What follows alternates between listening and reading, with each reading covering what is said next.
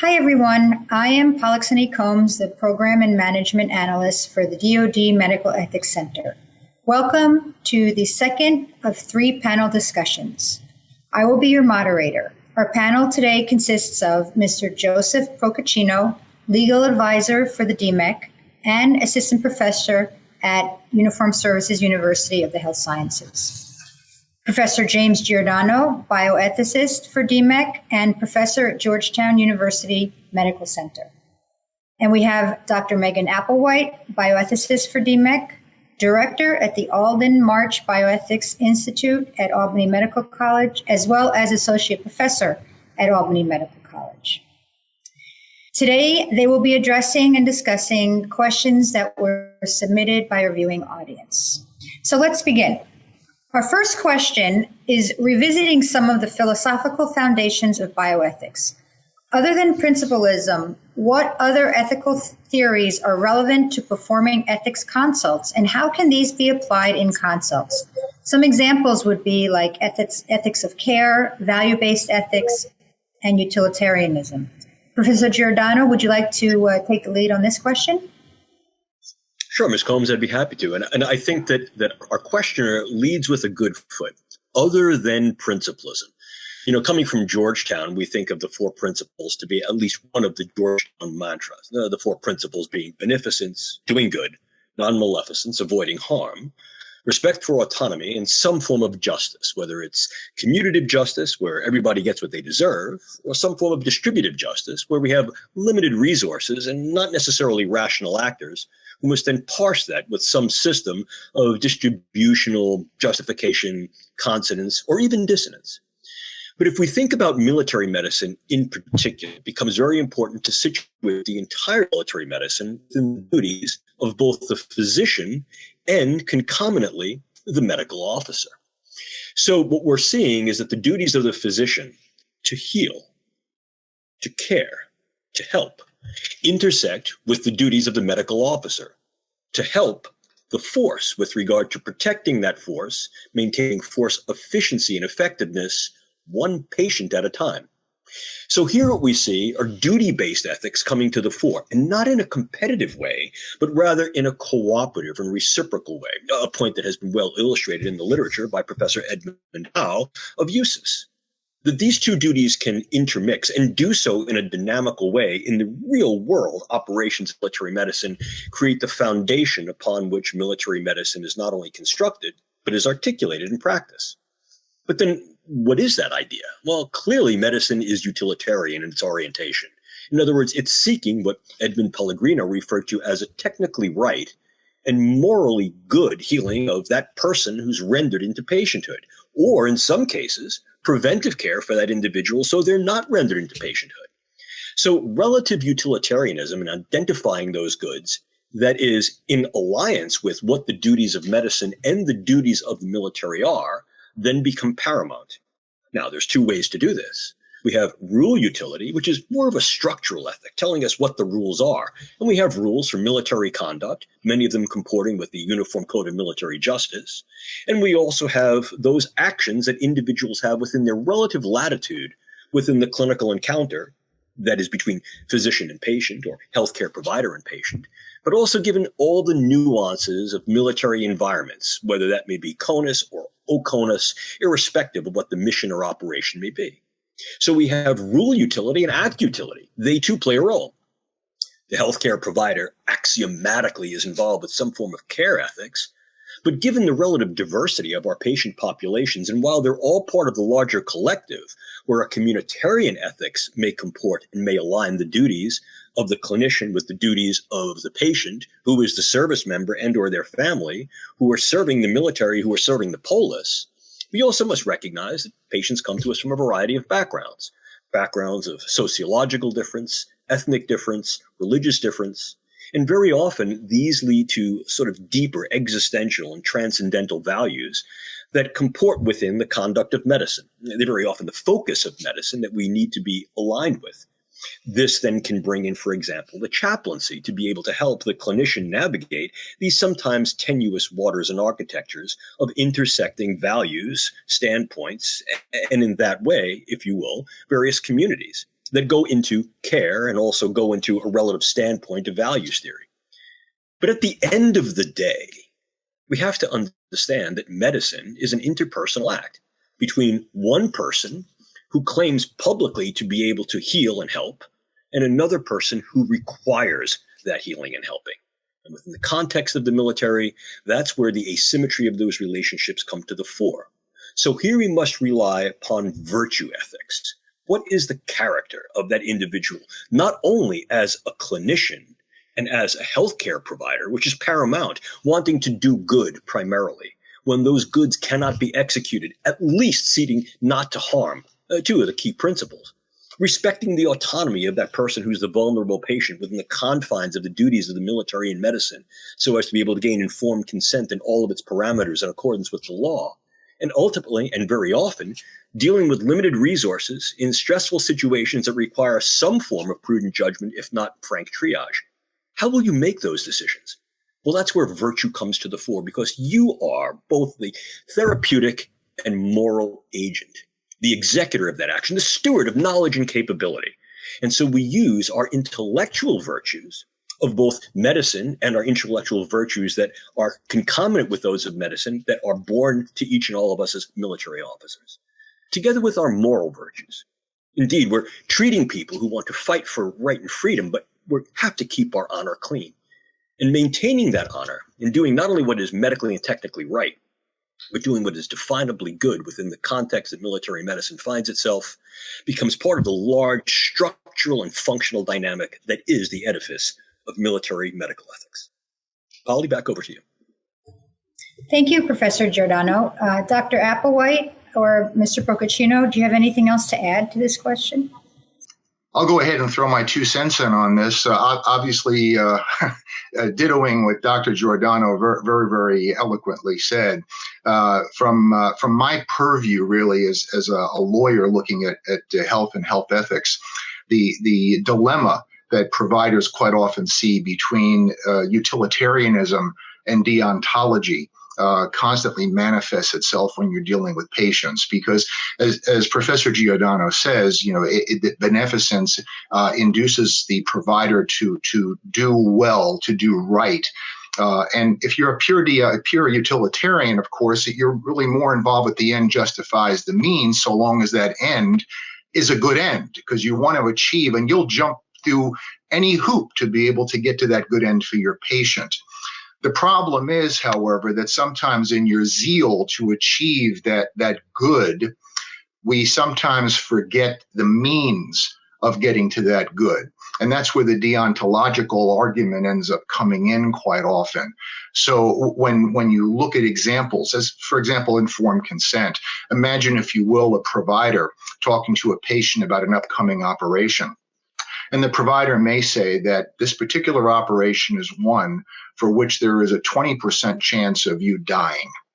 Now, when the next patient comes in needing the exact same operation, this provider may say that you stand an 80% chance of surviving this operation. Now, numerically or statistically, the doctor has said the same thing, but how did the patient perceive this?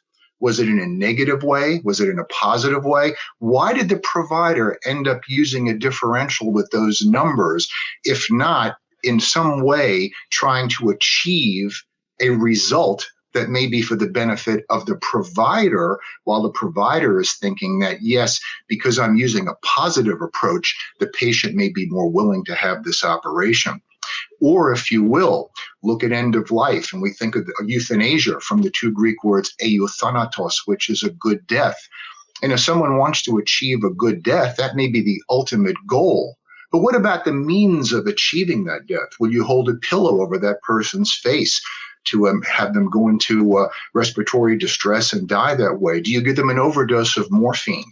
How do you achieve this without crossing a line? And that, why does the law set a certain line where in some instances that if an act is done by omission, it may be considered okay, but if it's done by commission, it may not be okay. So this is a constant dilemma that goes back to that point that Professor Giordano said, balancing autonomy, the right of the patient to make decisions, versus that beneficence on the part of the provider. And where you hope they work together, unfortunately, unfortunately, we do see that they clash because what the provider thinks may be in the best interest of the patient may not necessarily be what the patient thinks is in the best interest of the patient. Again, posit an example, the Jehovah's Witness who comes into the emergency room with blood gushing out of their stomach. They'll be dead in a couple of minutes unless they get a successful blood transfusion. But they may be cogent, look up at the provider and say, don't touch me because my religion says that if you transfuse me, I'll be denied life everlasting.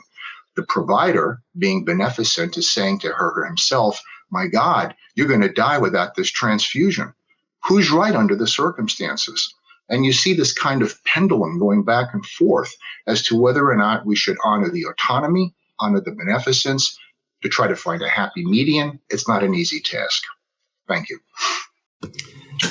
I agree wholeheartedly with what my colleagues have just said so well, and I'll sort of add in one other aspect from what Mr. Froguccino was saying about sort of if the ends justify the means or the means justify the ends, and that is to say that talking to patients, you can really influence them by the language that you use and by, I guess, the approach that you take when talking about an operation or when talking about a certain rollout of care that you plan for them. And so Mark Siegler wrote a paper in the New England Journal of Medicine in 1975 called Pascal's Wager and the Hanging of Crape. So this is one of my favorite papers. The Hanging of Crape refers to a strategy that physicians can employ when talking to patients and effectively paint the most grim picture of the outcome that they can potentially have of a given, say an operation. So say, we're going to go into this operating room and there's a lot of blood that is going to be lost. There's a possibility they'll need to have transfusions. And then afterwards, you may not be able to speak because we might cut a certain number of nerves in your neck that might not be able to come back and regenerate themselves. And you may need to have a tracheostomy for the rest of your life and paint the most grim picture you can ever imagine of a thyroidectomy, right? In actuality, all those likelihoods are about 1%, right? The possibility of having this bilateral nerve injury, the possibility of needing a blood transfusion, the possibility of having a necrotizing skin infection is all super low. But if you sort of paint that picture to the patient that you don't think you want to operate on for some reason, you're hanging crape, right? And so you sort of, the way that you talk to that patient, the nature of your discussion with them is going to be far different from the young, healthy patient that you're eager to operate on, who you say, yes, the likelihood of this nerve injury, the likelihood of requiring a blood transfusion or having a post-operative neck infection is far less than 1%. And you can say these things with confidence and paint sort of this flowery picture of what's about to happen. And the idea of incorporating Pascal's wager into this is that Pascal is a 17th century philosopher who effectively formulated a wager on his belief in God, saying, that it's sort of a no-lose strategy, and that the chances for women winning are maximized if you can sort of, not say you don't believe in God, but do say that you might believe in God, and you can, if you say that you believe in God and there's a God, you win, right? If you say you believe in God and there's no God, you don't lose, right? So it's one of those things by hanging the crepe and by sort of painting the picture with a specific tone that this is going to be pretty grim if it happens. Although the likelihood it's going to happen is that tiny, and how much do you communicate to that patient in that way? So, I think that sort of the means and insofar as the means is a conversation with the patient and educating them can vary so much depending on who the physician is and the way they talk to patients. And I think that it really matters to be honest with patients and straightforward in a way that they can receive that communication. Great. Thank you for that, everyone. The second question is this. With regard to the physician-patient relationship and maintenance of safety in the MTF, what is the ethical justification for the limiting of autonomy in active duty service members? For example, forcible medication administration for a psychotic patient undergoing a med board. If an ethics consult were called for this issue, how does one balance autonomy with beneficence and protection of the mission? Professor Giordano, would you like to start with this one? Sure, I can certainly begin, but I think it's really important also to hand off to my colleagues because this question is ripe with both clinical dynamics in terms of how the clinician essentially navigates the nuances of the situation that is presented, and legal dynamics as well. I mean, if we look at the idea of autonomy in its most fundamental sense, we can consider it not as the positive right of choice, but more as the negative right of being able to refuse those choices that the clinician then provides to the patient in that patient's best interest. Well, in the situation that our query is posed, here we have a patient who may be psychotic. And for the patient who is psychotic, fundamental, axiomatic to the nature of psychosis is a distortion of reality. And along with that distortion of reality goes along the need then for a psychiatric consultation to be able to determine psychiatric capacity, which is the basis for medical legal competence. For the patient who lacks capacity for decision-making on their own behalf, for that patient who therefore does not uphold the criteria necessary for medical legal competence, then the patient's best interest standard must be leveraged. In this case, what will then return that patient to a relative state of health that is both in the primacy of that patient's best interest and then also preserving the more collectivist or communitarian ethos of the service. So being able to understand the dynamics at work given those two reciprocal and ongoing deontologies or duties becomes very important. For the intact patient, however, that does not have compromised capacity and therefore has full capability and competence, the question of autonomy within the military really is layered. First and foremost, one understands that being part of the military, any military organization, particularly one that's in an open democracy, such as the United States and many of our allies, entails the capability that the military is the protection of the polis and is then leveraged by virtue of politics to those engagements to defend kin and kith with regard to the Constitution and what that means. So being part of the military, particularly a voluntary military, is such that the individual assumes that collectivist ethos. In other words, yes, I'm an individual and there are things that matter to me in my best interest. But in many ways, my best interests are subordinated to the overall mission of the military and that mission of the military to serve the polis, which then feeds back to me because I'm a member of that polis. So the philosophical nuances of what those levels of reciprocity are speak very, very loudly to how one might literally dissect those different dynamics of autonomy. But at the end of the day, what we look for is informed consent. And for those individuals who feel that they are fully informed and then at that point do not want to consent, there are two things that must be weighed: the individual benefit to that particular patient and the benefit and collective safety and occupational readiness of the mission and the unit. And if in fact there is then a compromise that one would render to the other, it then becomes a unit decision by virtue of a command decision as to whether or not A, that individual who is refusing care is then ready for operational deployment in terms of their fieldability and viability, and if they're posing operational risk to their colleagues and compatriots.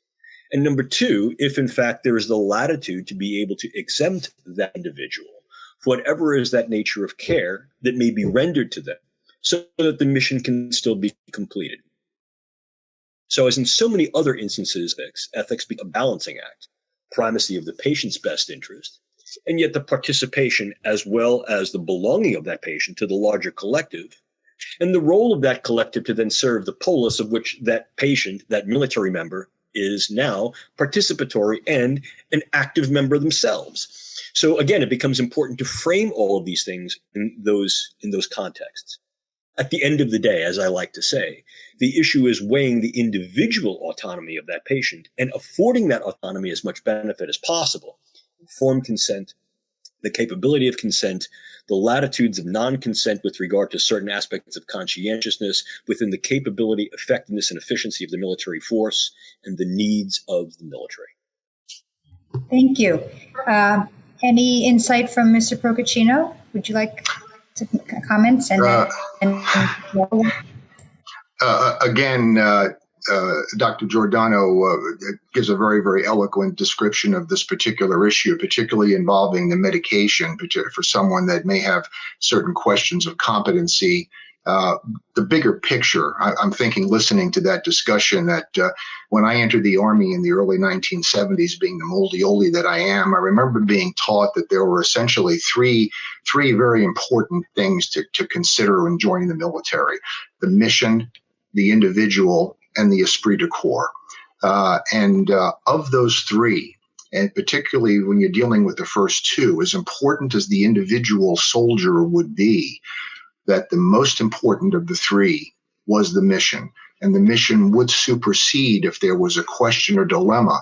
And this has to do not only with battlefield decisions that have to be made, which may end up with the result of a lot of people being injured or killed in order to achieve a quote-unquote higher good, that utilitarian good that we talked about earlier of taking that hill or winning that battle. But it also involves the dilemma of how far you go in recognizing the autonomy of that individual military member before the mission takes over, if you will.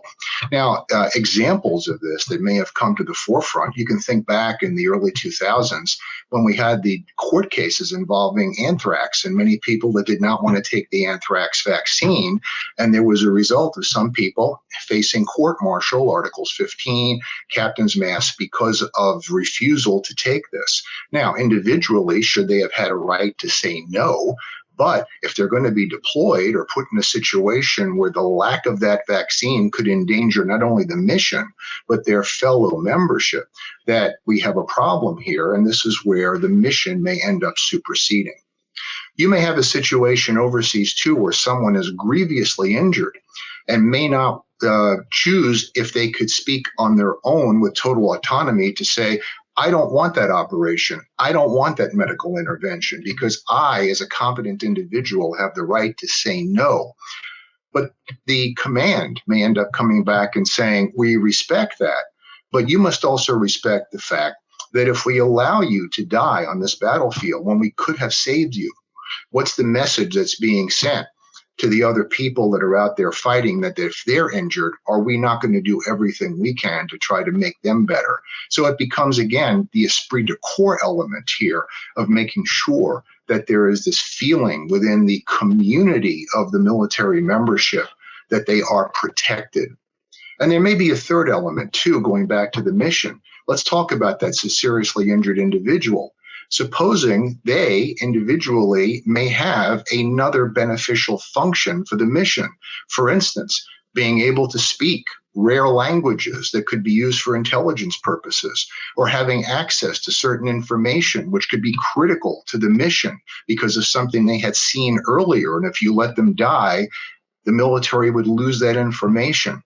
Those end up becoming critical mission issues, which may end up superseding. Again, not something you normally see in the civilian world, but it points out some of the uniqueness of working in military healthcare, and sometimes the dilemma that providers face with what we commonly call dual loyalties, trying to recognize and respect the individual rights of the patient, but also balancing that with the fact that you are in the military, and there is another aspect to this, i.e. the mission. Thank you. And I don't have anything more substantive to add. One comment that I would make would just be to sort of echo the idea of there are certain situations when perhaps antipsychotic medication would be delivered against a patient's immediate wishes, and there are sort of less urgent, however, equally as important medication delivery methods like vaccines that, potentially administering those protect the greater good and will maximize the mission in the sense that you prevent the most number of people from falling ill and can protect the most number of people with the vaccine. On the other hand, there are the individual situations as posed in the question about antipsychotic medications being given against the will that are not necessarily to benefit the public health, but maybe more the public safety and influence the safety of the group and those involved. So that would be my brief addition. Great, thank you. We'll move on to question number 3. Who assesses decision-making capacity? In my institution, this has been a frequent misunderstanding among providers. Dr. Applewhite, would you like to lead off on this one?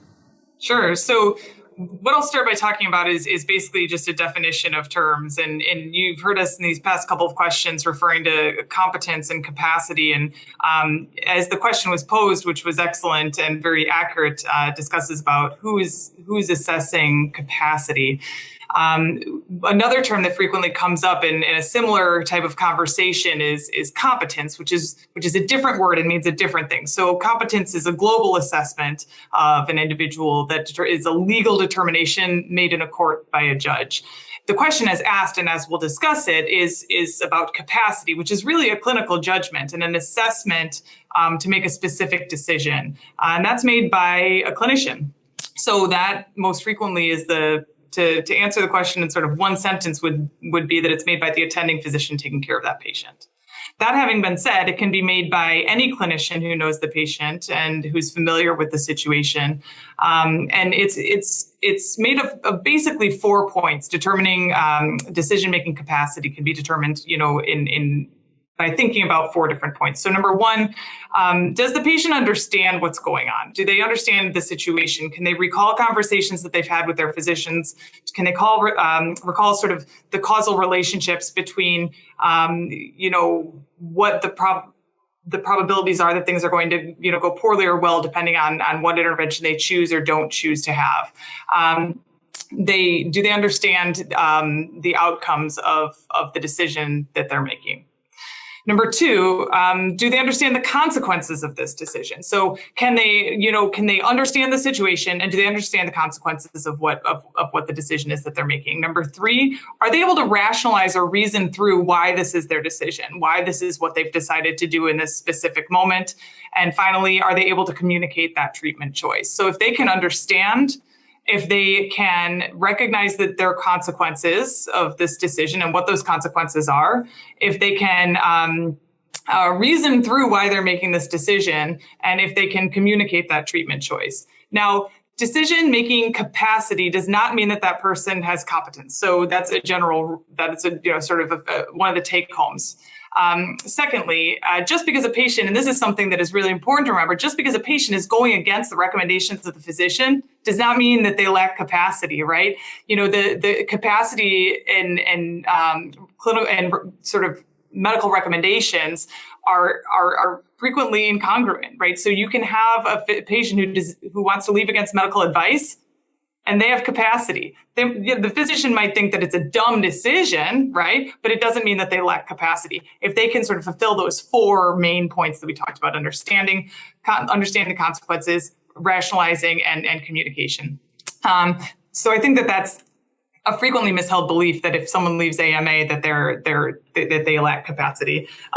So then it becomes a question of, if someone wants to leave against medical advice, and you really think that they're putting themselves in imminent danger, do they really understand? And you can revisit capacity, because capacity is not static. It can be something that fluctuates over time, depending on the situation, especially when a trauma has occurred or some other transient situation that can cause someone to be in and out of their ability to make good clinical decisions about their own care. So typically this is, as I said, a decision that is made by a physician who knows the patient well, but there are other services that can help to support this. You can contact psychiatry, you can contact psychology, you can contact the bioethics service and get help, because it's not always easy and it's not always straightforward. And individuals can have capacity to make certain decisions and not other decisions, to make this even more complicated. There are some validated tools to use if there's any specific guidance that is needed when determining capacity. And if you don't have support, there's a MacArthur competence assessment tool. There's a mini mental status examination. There's a capacity to consent to treatment instrument. So these are all validated instruments that you can use to sort of aid yourself in determining patients' decision-making capabilities. But it really does come down to a clinical decision. And one of the key points to determine is that is discretely different from competence. So that's sort of my short answer. Great. Thank you, Dr. Applewhite. Very informative. Professor Giordano, do you have anything to add? Couldn't have said it any better and have nothing more to add. I mean, realistically, there are those situations where doubt may linger on the part of the attending physician. And the old mantra, as we've spoken about last week with regard to institutional review board, maintains here as well. When in doubt, send it out. A psychiatric, psychological, and/or behavioral neurology, behavioral medicine consultation can also be very valuable, even to fortify your particular opinion or to provide some support as to the capacity of this situation and the capacity of the patient to be able to situationally embrace their decisions, which could then be passed off to legal. And so I think fortifying one's decision to act in these ways can be very useful, particularly when there is that specter of doubt. Over to you, Paul. Great. And let's go over to legal now. Mr. Froguccino, what are your opinion on this? Dr. Applewhite was very astute in distinguishing between competence and capacity. This is commonly misunderstood in our facilities, unfortunately. And the word competence and incompetence, so those two words continue to be bantered over the term capacity, which is really the more clinical issue. But as is clearly noted, that competence and incompetence are legal terms that are resolved normally in a court of law, whereas a capacity is something that needs to be made quite often in an emergent situation inside the medical facility. And this will normally be in the hands of the providers that are working with that particular patient. You've got to be very, very careful here. Because there are other terms that are being used too. You have not only competency, you have capacity. I've heard more recently the term mentation. Now, is that something that's analogous to capacity? But again, sometimes these nuances may actually meet the difference between whether a physician or other provider is going to intervene with a patient based on what the provider believes is sufficient understanding on the part of the patient, so they can actually initiate or not initiate certain types of care. And this is something you have to be very careful about. Notice that Dr. Applewhite mentioned that there are certain tools that can be used to make an assessment. And I would certainly second those. And not only that, but advocate that if those, and they should be used, to make sure that that is documented in the record to show that you followed an appropriate standard that may defend later on in the case of some kind of litigation. But it goes back to a bigger picture here, and this is where we're dealing with a danger. Quite often when you're dealing with elderly people or people that do have a history of incompetence, where there is a presumption, whether it's a bias or whatever on the part of the providers, that person may not really understand everything. And this can be further influenced by younger family members that are shouting or telling the providers outside the room, "Mom doesn't understand this. Please, we have this problem at home." And when you hear that, does that not maybe influence you as a provider, that if you are on a borderline as to call that person having capacity or not having capacity, it may go one way or the other? You got to be really careful about that to try to make an objective assessment.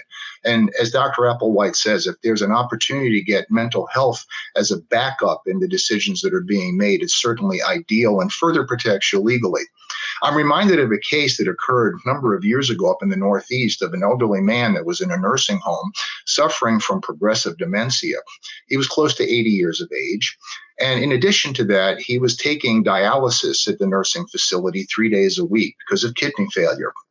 His wife and adult son would visit him every day, and there was never any question that they loved their dad and husband. But it got to a point where the wife and the son were realizing he was getting more and more forgetful.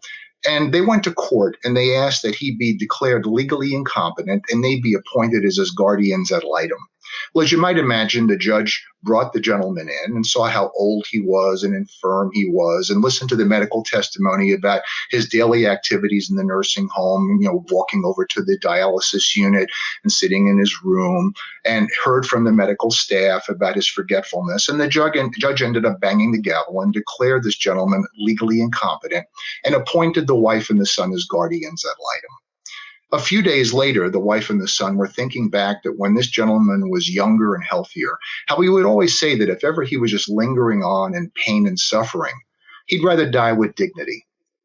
So thinking about that and realizing that they are now him legally, they picked up the phone and called the dialysis unit of the nursing home, and they requested that his dialysis treatment stop because they believe he'd rather die with dignity. Now, legally, they speak for him. They are this gentleman. And the nursing facility would have to comply. Well, who do you think walks into the dialysis unit for the next normal treatment session? This gentleman the next morning. The nursing staff then tell him, "Oh, sir, no more dialysis treatments." Well, why not? "Well, you want to die with dignity." "What? Who told you that?" "I don't want to die with dialysis. I want the treatments." "No, sir, you don't know what you're saying. Your wife and your son speak for you now, and they're saying no more." "I can't believe this. I don't want." Well, the nursing staff was extremely upset.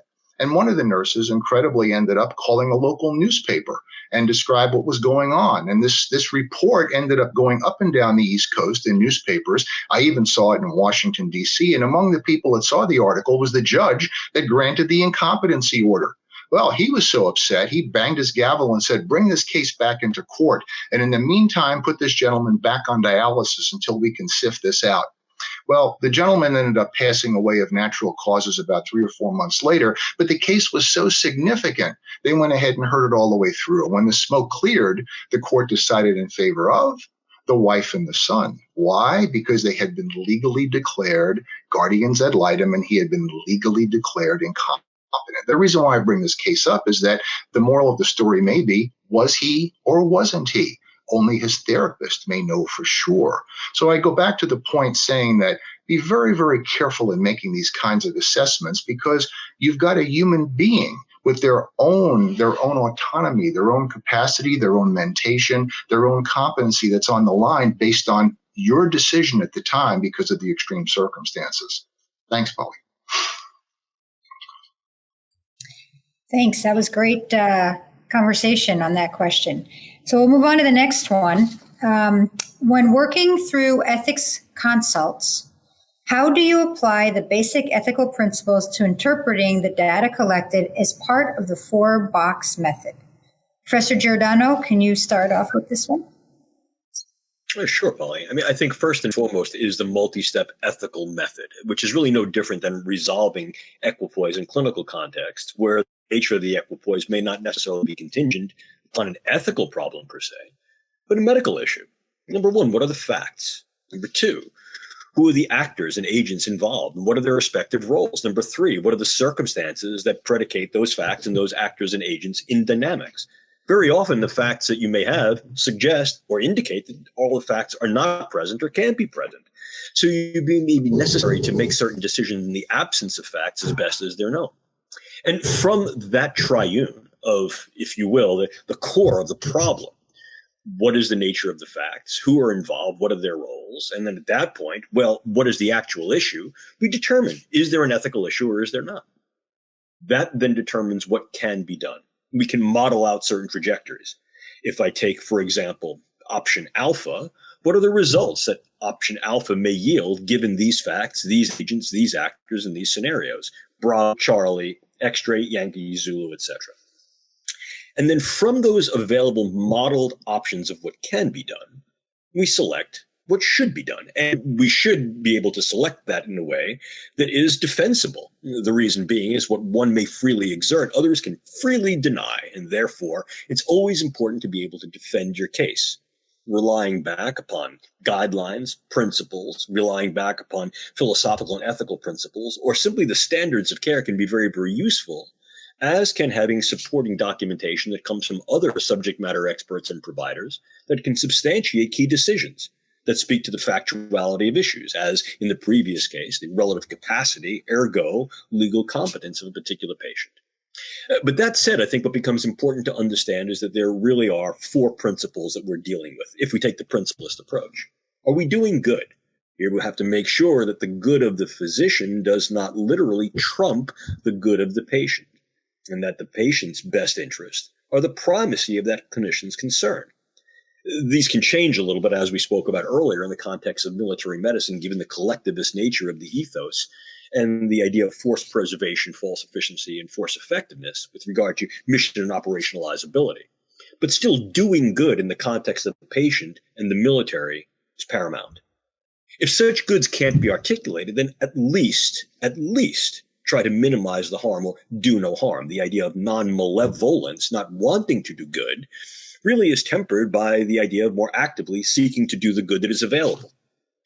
And then taking those two and putting them together to the construct of the patient's autonomy. In other words, informing that patient what can be done, what can't be done, and why, inclusive of what are the relative needs of that particular patient, given the collectivist ethos of their role in the military. So that patient can then make informed decisions about consent or non-consent. And those patient decisions about consent and non-consent can be weighed in those contexts in alignment with what is necessary for military medicine and the Code of Uniform Justice. And then lastly, The idea is, what are those resources? What are the goods, resources, and services that are available, and to how many must they be made available? This too can go into the quasi-calculus of trying to do good and balancing that good, not only with the maximum good that goes to that individual, but the amount of goods, services, and resources that may need to be distributed more broadly to those individuals who realistically or even potentially can call under the specter of care. And so the idea of utilizing those four principles in a dynamic, prima facie way, in other words, embracing flexibility to be able to relatively prioritize based upon the circumstances at hand, becomes critical. To again paraphrase some of the work of Dr. Wolfe, the idea of fixity of purpose, a right and good healing, and also a right and good helping of the military mission demands flexibility of method. And what that really dictates is fluency in these ethical principles, so as to demonstrate that flexibility and capability in using them in practice. Polly, back over to you.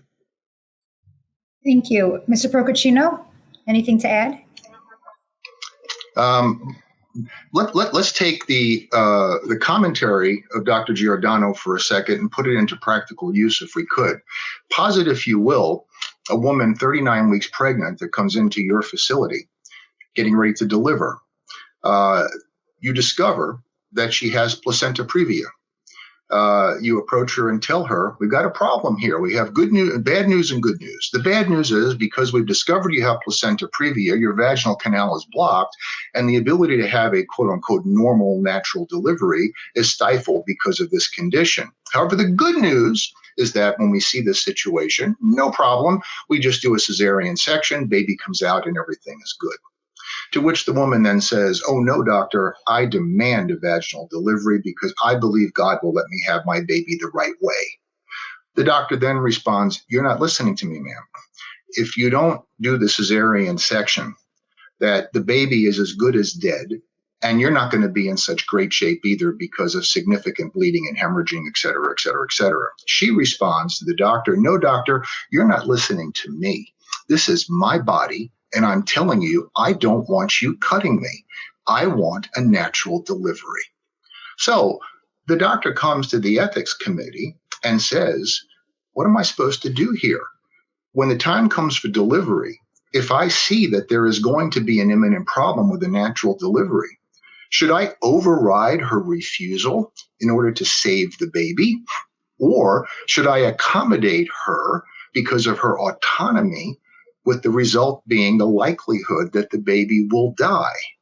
So you have a dilemma here, but you see when you look at it from an ethical standpoint, as Dr. Giordano just mentioned, you've got the autonomy of the woman, you've got the non-maleficence of the provider and not wanting to do harm, but not wanting to do harm to whom? Are we talking about the mother, or are we talking about the baby / fetus? And then we're talking about beneficence. You're trying to save the baby, but in response to what? In the balance of what? Denying then the autonomy of the woman carrying the baby? And then you've got the issue of justice. How do you do an equal distribution of ethical benefit when you're dealing with essentially here two competing parties that have their own vested interests?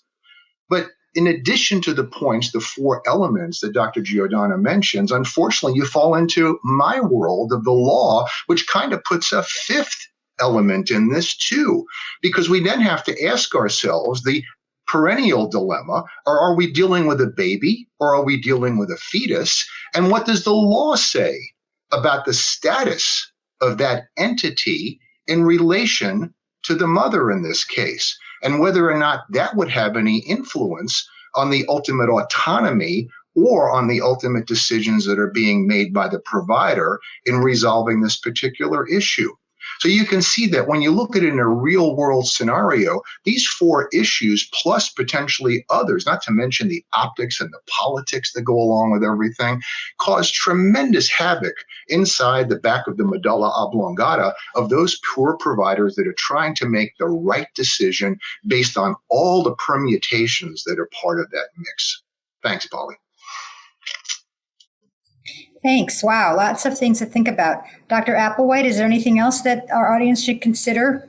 Sure. I mean, those are both such excellent perspectives, and that case is such a challenge. I can't even imagine being that provider and trying to figure out what the right thing is to do.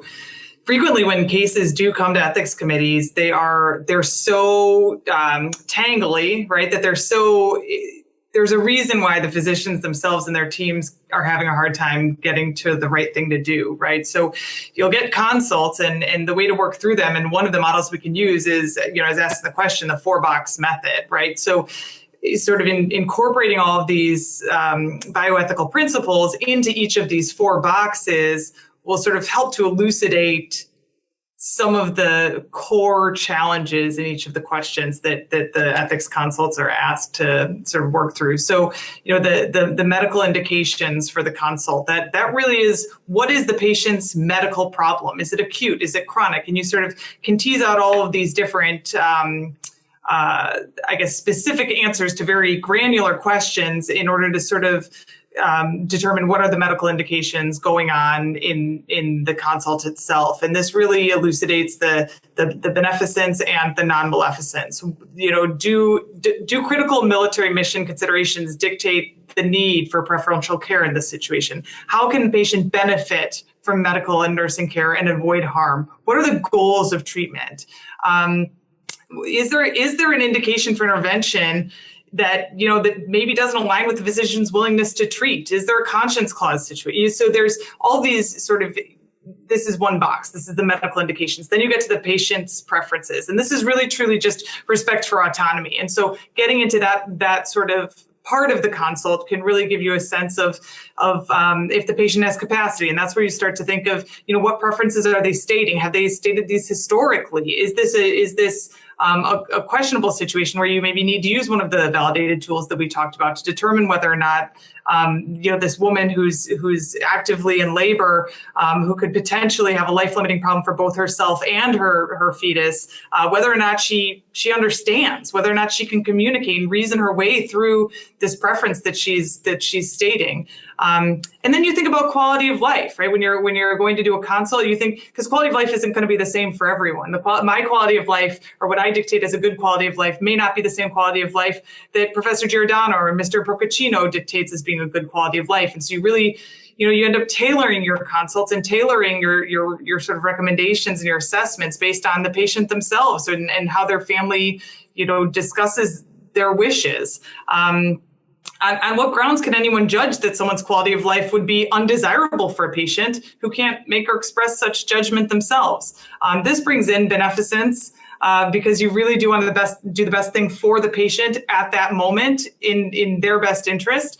Also non-maleficence, because if someone would not think that, say, dialysis in the previous case was a good quality of life for themselves, you can't necessarily project that onto someone else, but perhaps someone else would agree with you, and that's not something that they would want to do. You also want to preserve their autonomy, or their autonomy as carried out through their surrogate decision makers. And the quality of life is really a very rich topic for that reason, because it varies so much depending on the patient, and is so subjective and I think frequently misperceived from provider to provider as it relates to patients, particularly, and this is a question that we'll get to a little bit later, when there are different sort of cultural values that can come into play that providers just may not understand. And then finally, the contextual features of any given consult. So these are issues of justice and fairness. Are there considerations of public health and safety that will influence any given decision? Are there limits imposed on patient confidentiality by any third party's interests? Does everyone have, in fact, the best interest of the patient at heart? So I think, at least for me, when thinking about doing clinical consults, it comes together as such a tangled web when it's brought to the ethics committee, and being able to sort of suss it out by way of these 4 boxes and determining within each of the 4 boxes what is the bioethical principle that we're addressing here can sort of get you down to sort of the root of the problem, and can cause or can sort of allow for something that was, previously seemed like an unfinishable task to be able to be something that we can have really intelligent discussions about and really end up doing in the end what's the best thing for the patient. Wow. Not an easy question to answer, is that? So lots of things to think about. Okay, so moving on, our next question is, what does it mean for care to be futile? Is there a good definition of what constitutes futile care? As a sub-question, how do ethics consultants respond to providers who are concerned about providing care they believe to be futile? Professor Giordano, can you answer this one?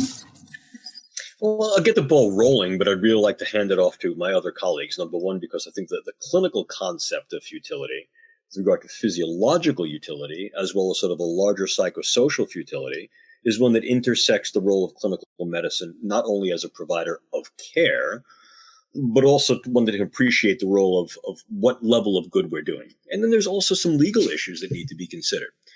I think the best way to describe futility was described to me by my mentor, Professor Edmund Pellegrino. I hate to be the harbinger of bad news, but we're all heading towards the grave. And we're going along, if you will, a relatively unknown road where we really don't know where the cliff drops off. But very often in clinical medicine, we have the opportunity to get some insight into how much road is left before that patient will, in fact, come to their demise and fall off the cliff to their own expiration. And we also know what types of things can be done to either mitigate the speed of traveling down that road, or to at least appropriate the distance, and in some cases, perhaps even to back them up a little bit along that, if you will, highway to their own demise. So what we have to ask is, not only is the condition terminal, but is this patient in the terminal phase of a terminal condition? That is to say, yes, we may be able to, if you will, adjust or mitigate some short-term issue, but what is the likelihood that that short-term issue is really going to be in any way contributory to the patient's overall health? And how will that then affect, mitigate, prevent, or in some cases, not affect at all, that patient's demise given the underlying condition that is there? Now, break.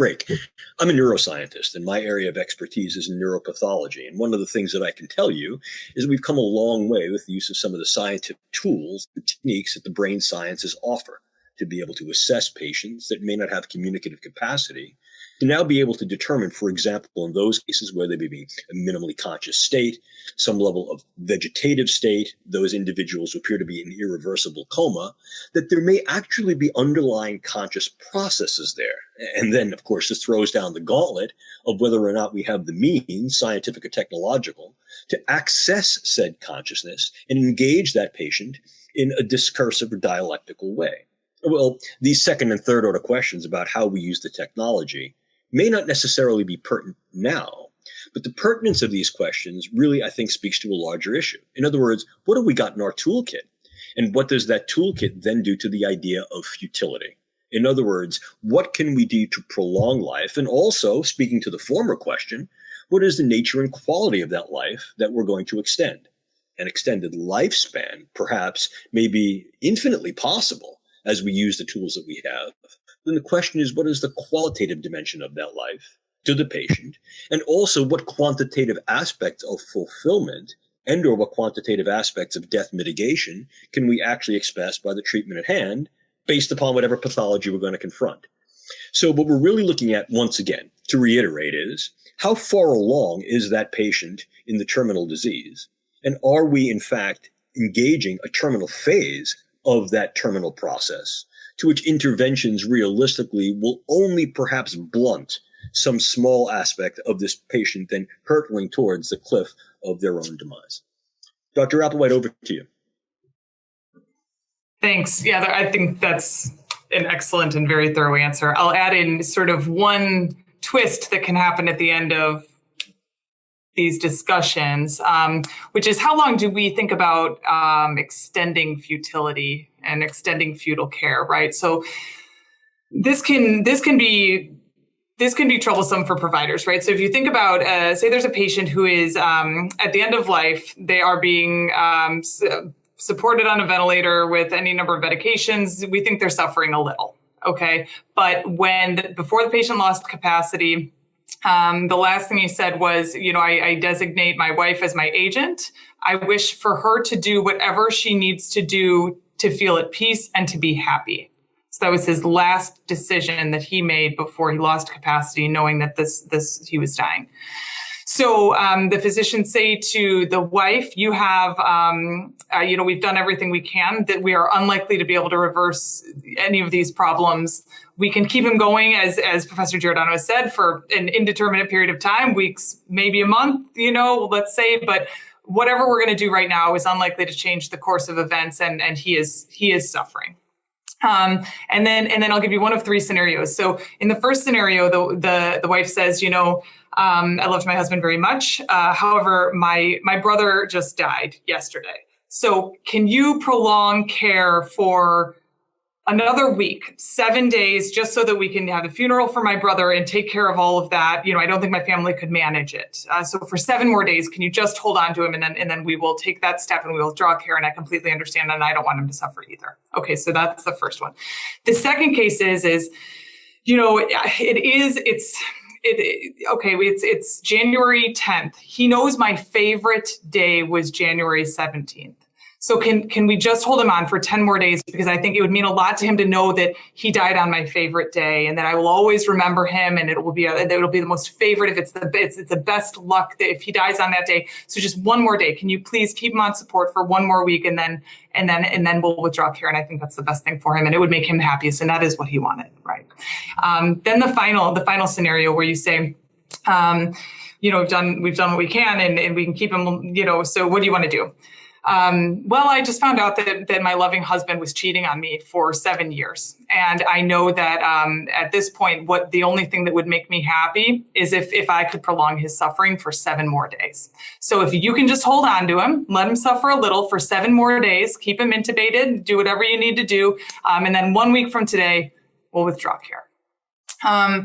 And you think about substituted judgment in this way, right? So as Mr. Froguccino was saying, she is him legally. He gave her, she is his healthcare agent, and she's fulfilling his wishes, which is to make her happy.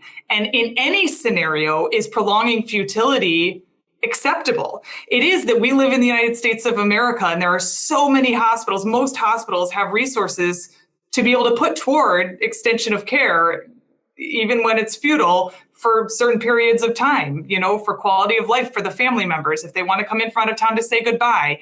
And we leave so much up to autonomy, and we leave so much up to the surrogate decision makers that we do have that flexibility.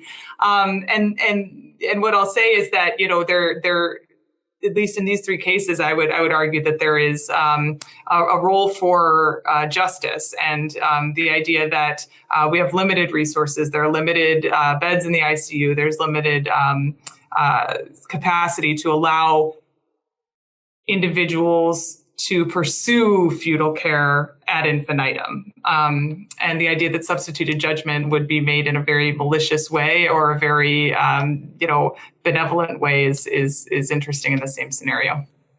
I can only add by first saying that Dr. Applewhite makes a very, very strong case for marriage fidelity. I would also go on to suggest that isn't it very interesting that over the past 50 years, we have seen what might be argued to be just a complete 180 in the way we have approached end-of-life decision-making, where in the early to mid-1970s and really into the early 1980s, the mantra really of healthcare providers would be keep people alive at all possible means, because for us to let them go would be anathema, and it violates our principle of doing no harm. And to let someone die when we have the technological capability of keeping them alive would not be correct. And as long as we have that equipment, quality of life is not really the ultimate consideration, because as Dr. Applewhite said earlier, who judges what quality of life is? It's life itself. So you may remember the most famous landmark case of right to die, 1976, Karen Ann Quinlan, was a situation in which she was in a hospital on a respirator, and she was in a fetal status kind of inside the bed there, and that there was just minimal brain activity going on at the time, but not dead. And her parents, very devout Catholics, were really, really not wanting anything to happen. They were hoping for a miracle. But when it got to a point where they realized that there was really no recovery, that there was really no change in her status over weeks and weeks and weeks where they were really hoping for something, they checked with their priest, they thought about this, and they went to the hospital and said, look, we believe that if Karen could speak for herself, that she would say enough is enough, and please remove the respirator so she can die with dignity. And it was the hospital and the hospital staff that ended up taking the case to court to actually say, no, we cannot accommodate the wishes of the Quinlan family because it would violate our principles and potentially be at least assisting in a suicide, if not potentially assisting in something worse like a homicide. And again, this had not been something that came to the courts up until that period of time. But you may remember in a landmark decision, the court did allow the Quinlan family to be able to exercise that, as Dr. Applewhite said, substituted judgment, to be able to have the respirator removed from Karen Ann. And that set the ball rolling, really, for this idea of substituted judgment and right to die. And you begin to see a litany of cases from there, the Elizabeth Bouvier case in California, the famous Nancy Cruzan case that got to the Supreme Court in 1990, all regarding the idea of pulling the plugs where the hospital was the one that was saying, no, we need to do everything possible to keep that person alive. But then all of a sudden, now what predicated it, you could guess back and forth. Some of it may be allocation of scarce resources. Some may be funding. Some may be scares that, our Medicare and Medicaid funds are going to run out because we're spending most of our money on the last year of people's lives. And then you begin to look over in other European countries where they're setting age limits after which we're not going to do any kind of surgical intervention for someone because they've lived their life. And we'd rather save that equipment and those personnel to be able to work with someone that can thrive. So you begin to see this F word, right? The futility begin to raise its head little by little until we see a case in Minnesota, the Helga Wangley case, an elderly woman on a respirator in a hospital there, where interestingly, thinking back to those other cases I mentioned, in this situation, the staff comes to visit Mr. Wangley and says, you know something, your wife is just lingering on that respirator, and there's really no hope for recovery, very similar to the situations Dr. Applewhite just mentioned. Don't you think it would be better to remove the respirator so it can be used for people that can thrive with it? Mr.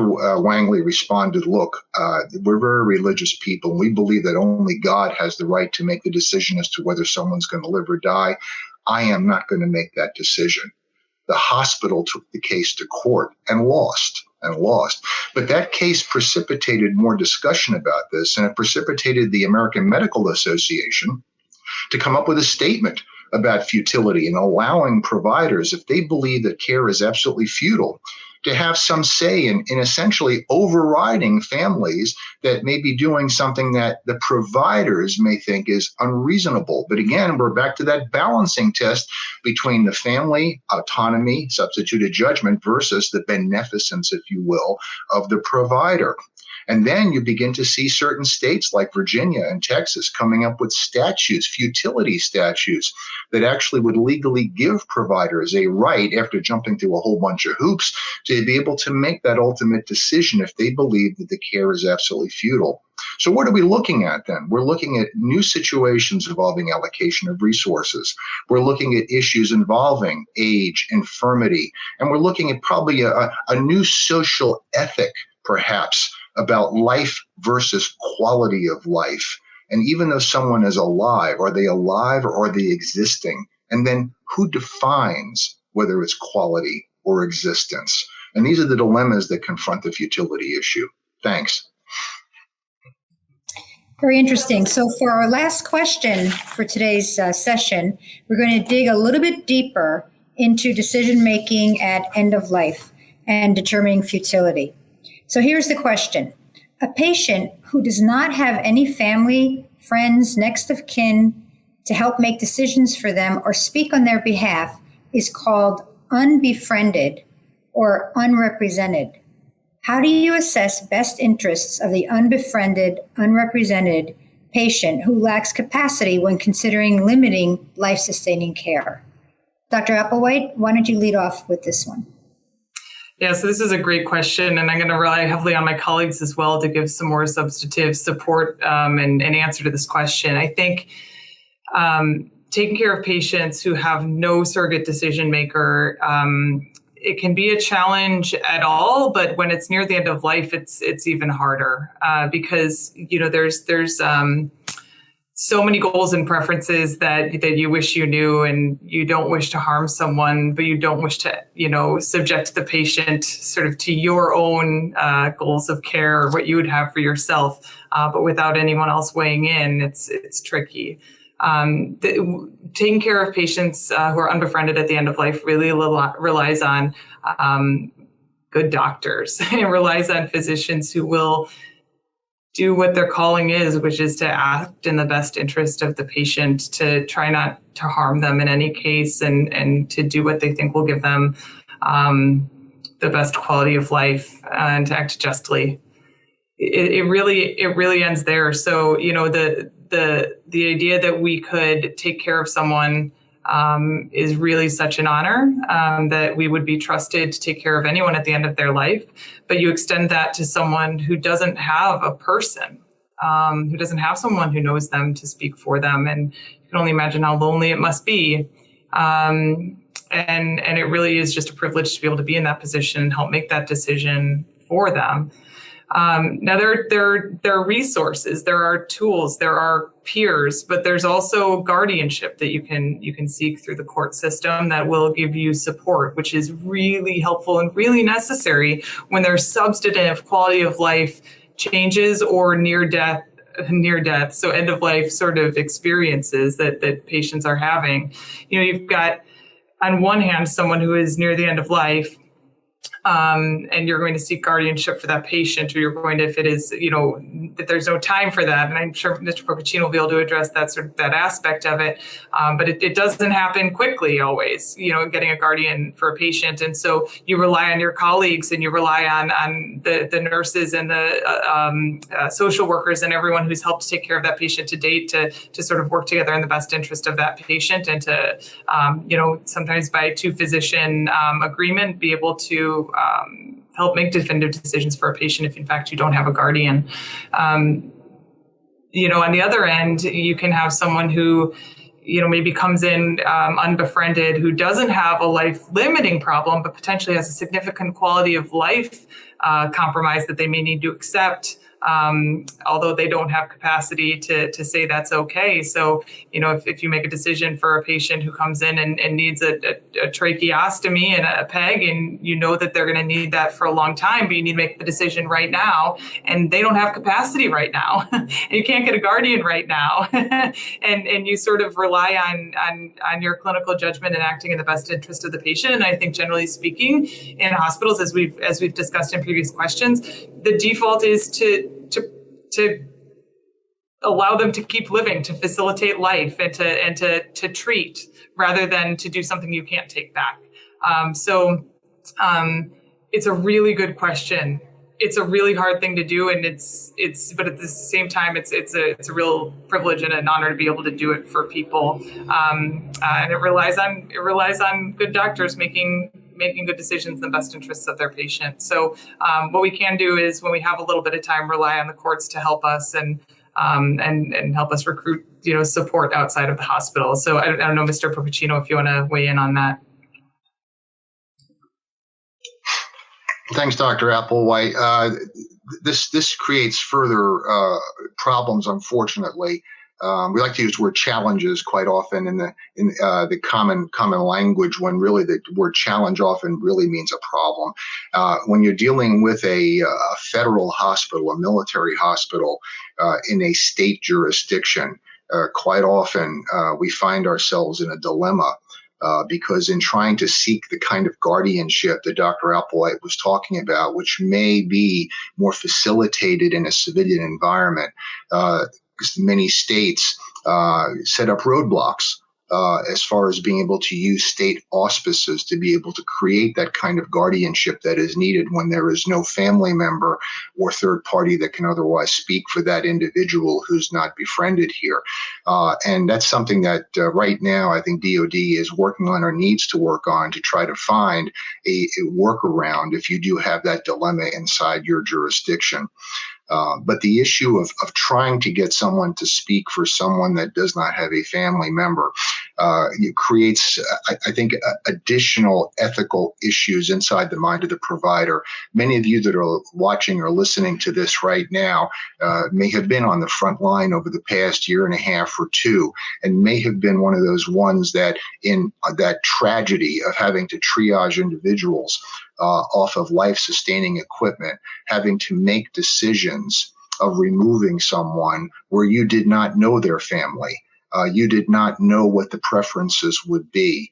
And it ended up becoming one of allocation of resources. And was that, when you're in a crisis situation, a valid reason for ending up making that decision? But the reason I mention that is because would it make any difference to you if you had two patients sitting next to each other in a bed, but you knew one had family that was anxious about the recovery of their family member and about them wanting to keep that person on that ventilator, and the patient in the next bed had no family?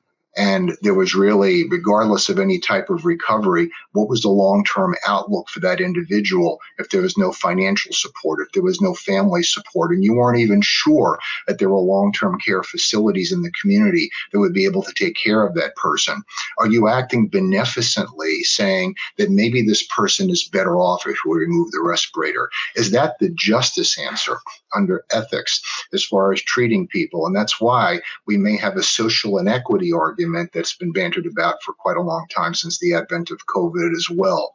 But I think the most critical thing that Dr. Applewhite mentioned was at the very beginning, using the term substituted judgment, because if inevitably you have to make that quick call decision if there's not enough time to get the case into court and there's no one else that can speak for that patient, there are two ways to look at that decision, are there not?